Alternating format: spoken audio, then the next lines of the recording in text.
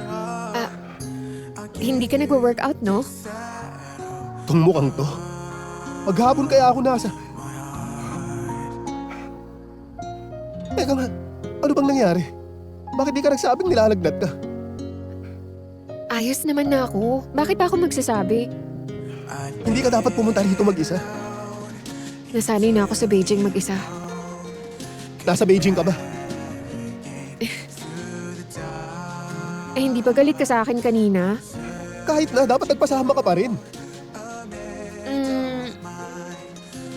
Parang lagnat lang naman eh.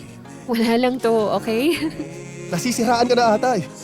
Tingnan mo nga kung anong oras na. Pagkatapos mo dyan, gabi na. Paano ka uuwi? Madilim na sa labas.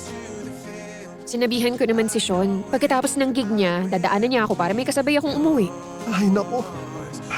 Alam mo talaga kung paano kunin ang inis ko eh. Bakit ba? Bakit mo ko inaaway?